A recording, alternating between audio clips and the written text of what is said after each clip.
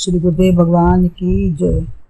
श्रीमद् भगवद गीता के 11वें अध्याय में अर्जुन भगवान के स्वरूप के यथार्थ तत्व को जानना चाहता है तथा उग्र रूप से घबराया हुआ भगवान की विचित्र लीला प्रवृत्ति को जानने की जिज्ञासा से भगवान के अनुग्रह की प्रार्थना करता है।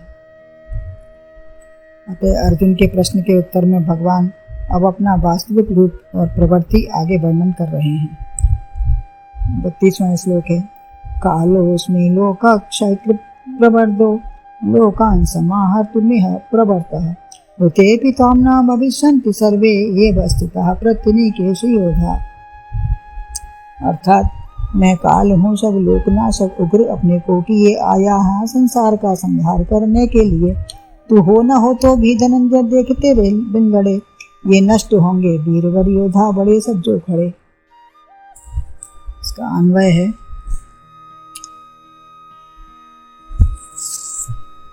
लोकक्षय प्रवर्धः कालः अस्मि यही लोकान् समाहर्तुं प्रवर्तः ये प्रत्यनीकेषु अवस्थिताः योधा ते सर्वे त्वां ऋते अपि न भविष्यन्ति। अर्जुन के पूछने पर भगवान ने कहा, हे अर्जुन, मैं लोकों का नाश करने वाला बढ़ा हुआ महाकाल हूँ। इस समय इन लोकों को नष्ट करने के लिए प्रवृत्त हुआ हूँ। इसलिए प्रतिपक्षियों की सेना में स्थित हुए योद्धा लोग जो हैं वे सब तेरे बिना भी नहीं रहेंगे। अर्थात तेरे युद्ध न करने से भी इनका नाश हो जाएगा। श्री भगवान कहते हैं, हे अर्जुन, मैं पृथ्वी पर भार रूप दुष्ट प्राणियों का नाश करने वाला वृद्धि को पाया हुआ अत्यंत उग्र रूप काल भगवान हूँ। मैं संपूर्ण जगत का सृजन, पालन और संहार करने वाला साक्षात परमेश्वर इस समय पृथ्वी पर भार रूप जो दुर्योधन आदि लोग हैं उनका सबका नाश करने के लिए प्रवृत्त हूँ। इसलिए भीष्म, द्रोण आदि विपक्षी सबके सब दुर्जय योद्धा तुम्हारे युद्ध न करने पर भी जीवित न रहकर मेरे व्यापार से मुझ काल स्वरूप के ग्रास बनेंगे, क्योंकि मेरा कार्य विश्व सृष्टि के नाटक में विश्व के विकृतिभूत समूह का नाश करके सुव्यवस्था स्थापित करना है। जो विकृति संसार में है उसकी सुव्यवस्था बनाकर उसका विकृति को नाश करना है और सुव्यवस्था को स्थापित करना है। यही मेरा कार्य है।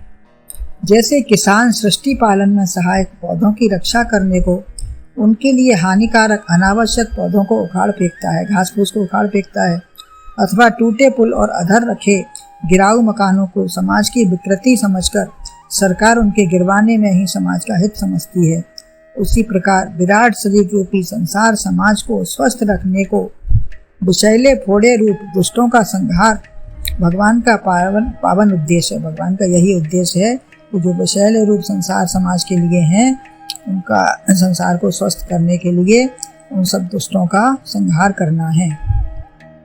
जैसे पहाड़ के ऊपर खड़ा यात्री नीचे की समस्त मोड़दार सड़कों दृष्टिगोचर कर अपना लक्ष्य निर्धारित करता है, उसी प्रकार भगवान की दृष्टि विश्व सुव्यवस्था को दृष्टि में रखते हुए विकृतियों का निराकरण करती है। भगवान के लिए उत्पत्ति, पालन और संहार की लीलाएं एक समान हैं। उनके लिए सब बराबर है, चाहे उत्पत्ति, पालन या प्रलय कुछ भी हो, सब बराबर है। जैसे बालक मिट्टी के घर बनाकर उनको सजाकर फिर खेल समाप्त होने पर सायंकाल उनको नष्ट कर देता है, तीनों क्रियाओं में एक रस रहता है, उसी प्रकार भगवान तीनों लीलाओं में एक रस रहते हैं और उनकी संहार लीलाओं में भी गुप्त रूप मंगल विधान ही भरा रहता है। भगवान पृथ्वी का भार काल रूप होकर ही उतारा करते हैं। महाभारत युद्ध द्वारा भार हल्का हो गया, परंतु एक कमी शेष रह गई थी कि उनके आश्रित निरंकुश यदुवंशियों को नष्ट करना शेष था। उनके जो आश्रित थे यदुवंशी उनको भी नष्ट करना बाकी था। भगवान ने शाप के बहाने उनको काल के हवाले कर दिया। भागवत में भी भगवान ने कहा है, गतिशील पदार्थों में मैं गति हूँ, अपने अधीन करने वालों में मैं काल हूँ, गुणों में उनकी मूल स्वरूप का साम्यावस्था हूँ। काल रूप खलबंद दहन गुनागार घनबोध, काल रूप तिनके में भ्राता, शुभ और अशुभ कर्म फलदाता।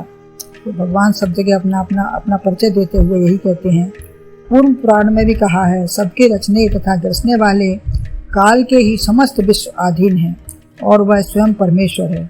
अथर्ववेद में कहा है, समस्त वस्तुओं को व्याप्त कर लेने वाला वह काल सहस्त्र नेत्रों वाला नित्य युवा ब्रह्म स्वरूप ही है, क्योंकि वह चराचर विश्व को रचता और नाश करता हुआ स्थिर बना रहता है। वह कभी विचलित नहीं होता, सदा एक रस अच्युत रहता है। काल के नियम को किसी में मेटने की शक्ति नहीं है। महाराज परीक्षित की पत्नी इरावती को बाल्यकाल में एक ऋषि ने बता दिया था कि उनका पति दक्षिण दिशा में ऋषि आश्रम में जाकर मरा सर्प ऋषि के गले में डालेगा, वही उसकी मृत्यु का कारण बनेगा। रानी जानती थी, अतः रानी राजा को कभी दक्षिण दिशा को नहीं जाने देती थी। परंतु काल भगवान का विधान नहीं टला और परीक्षित की उसी कारण से मृत्यु हुई। बरबरी का सिर काटकर भगवान ने सिर को एक समी वृक्ष पर टांग दिया और उसकी इच्छा के अनुसार युद्ध देखने की उसे दिव्य दृष्टि भी दे दी। उसकी इच्छा थी कि मैं युद्ध नहीं कर सका तो कोई बात नहीं, लेकिन मैं देख तो लूँ युद्ध को। तो युद्ध के अंत में पांडवों को लेकर भगवान उसके पास गए और पूछा, किसने अधिक सैनिकों का संहार किया? उसने कहा, न तो भीम से कोई मारा गया और न अर्जुन के बाण से कोई मरा, न भीष्म पितामह और द्रोण किसी को मार सके। मैं तो समस्त रणभूमि में एक काल पुरुष को ही तलवार लिए घूमते देखता था, जो दोनों ओर के सैनिकों का संहार कर रहा था। बरबरीक में जो देखा वो बताया सत्य घटना। उसी के द्वारा भीष्म, द्रोण, कर्ण आदि समस्त योद्धा मारे गए हैं।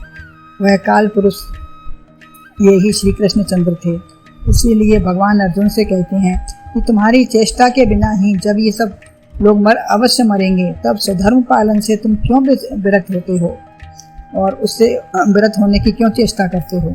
महाभारत के शांति पर्व में 25वें अध्याय में श्लोक नंबर 19, 14 और 15 में कहा गया है, काल के बिना कोई नहीं जन्मता मरता, काल से परिपक्व हुए राजा लोग मरते हैं, एक दूसरे को मारता है और वे मरता है।